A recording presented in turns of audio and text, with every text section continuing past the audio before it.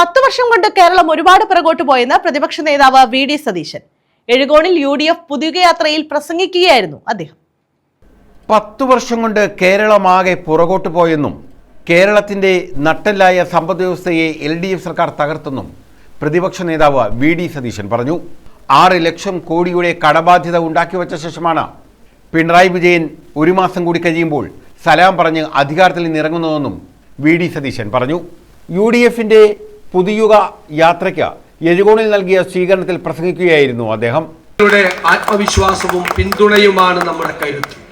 നിങ്ങൾക്കറിയാം, ഈ 10 വർഷം കേരളം എത്രമാത്രം പുറകിലേക്ക് പോയിരിക്കുന്നു. നമ്മളെല്ലാം കാണുന്നതിന്റെ, പ്രത്യക്ഷമായി കാണുന്നതിന്റെ അപ്പുറത്തേക്കുള്ള ആഴത്തിലുള്ള മുറിവാണ് കേരളത്തിലേക്കിരിക്കുന്നത്. ഒരു നാടിന്റെ നട്ടെല്ല് എന്ന് പറയുന്നത് അതിന്റെ സമ്പദ്ഘടനയാണ്. കേരളത്തിന്റെ നട്ടെല്ല് തകർന്നു കിടക്കുകയാണ്. അടുത്ത മാസം ശ്രീ പിണറായി വിജയൻ അധികാരത്തിനോട് സലാം പറയും, ഉറപ്പാണ്, സംശയമൊന്നും വേണം. പക്ഷെ അപ്പോൾ മലയാളിയുടെ തലയിൽ 6 ലക്ഷം കോടി രൂപയുടെ കടബാധ്യത കെട്ടിവെച്ചിട്ടാ പോകുന്നത്. കടത്തിന്റെ കാണാകയങ്ങളിലേക്ക് ചവിട്ടി താഴ്ത്തി കേരളത്തെ. നമ്മുടെ ധനകാര്യമന്ത്രി പറയുന്നത് ധനസ്ഥിതി ഭദ്രമാണെന്നാണ്. 5 മാസമായി 5 ലക്ഷം രൂപയ്ക്ക് മീതെയുള്ള ചെക്ക് മാറില്ല ഖജനാവിൽ. അപ്പൊ നിങ്ങൾ വിചാരിക്കും 5 ലക്ഷം താഴെയുള്ള ചെക്ക് മാറുമെന്ന്. അത് മേടിച്ചു വെക്കും, പിന്നെ തരാന്ന് പറയും. ഖജനാവിൽ പൂച്ച പെറ്റി കിടക്കുകയാണ് കേരളത്തിന്റെ ഖജനാവിൽ. ഇതെല്ലാം സാധാരണക്കാരന്റെ ജീവിതത്തെ ബാധിച്ചിരിക്കുന്നു. നിങ്ങൾക്കറിയാമോ, ഇന്ത്യയിൽ ഇന്ന് ഏറ്റവും കൂടുതൽ വിലക്കയറ്റമുള്ള 1ാമത്തെ സംസ്ഥാനം കേരളമാണ്. മുൻ MLA ഐഷ പോറ്റി സമ്മേളനം ഉദ്ഘാടനം ചെയ്തു.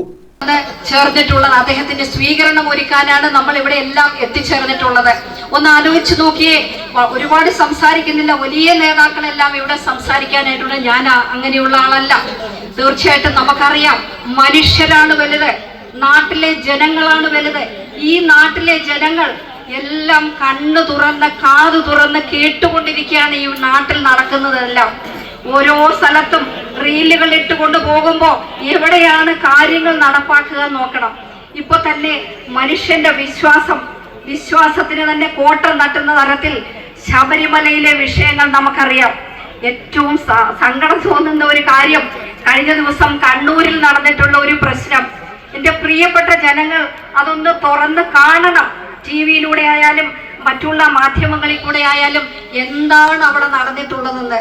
അങ്ങനെ ഒരു പ്രശ്നം റെയിൽവേ സ്റ്റേഷനിൽ എന്തെങ്കിലും ഒരു ആക്രമണം ഈ KSUക്കാരോ മറ്റാരെങ്കിലുമോ മിനിസ്റ്ററുടെ അടുത്തേക്കോ എങ്ങാനും ചെന്നിട്ടുണ്ടോ എന്ന് എത്ര നോക്കിയിട്ടും ഞങ്ങൾക്കാർക്കും കണ്ടുപിടിക്കാൻ കഴിഞ്ഞിട്ടില്ല.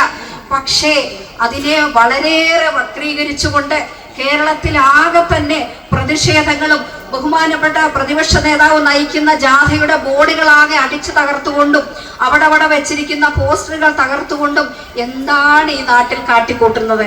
UDF കൊട്ടാരക്കര നിയോജകമണ്ഡലം ചെയർമാൻ ബേബി പടിഞ്ഞാറ്റിൻകര അധ്യക്ഷത വഹിച്ചു. MP-മാരായ Kodikunnu Suresh, NK Premachandran, VK Sreekandan, DCC president P. Rajendra Prasad, UDF chairman KC Rajan, KPCC working president PC Vishnunath MLA, KPCC general സെക്രട്ടറിമാരായ P. Jermias, Simon Alex, Shanimol Usman, KC Venugopal, BN Naskar, Sabin Sathyan, Jayaprakash Narayanan, Biju Philip തുടങ്ങിയവർ പങ്കെടുത്തു. എഴുകോൺ റെയിൽവേ സ്റ്റേഷനിൽ നിന്നും ഘോഷയാത്രയായാണ് പ്രതിപക്ഷ നേതാവിനെ എഴുകോൺ ജംഗ്ഷനിലെ വേദിയിലെത്തിച്ചത്. News bureau, Ezhukone.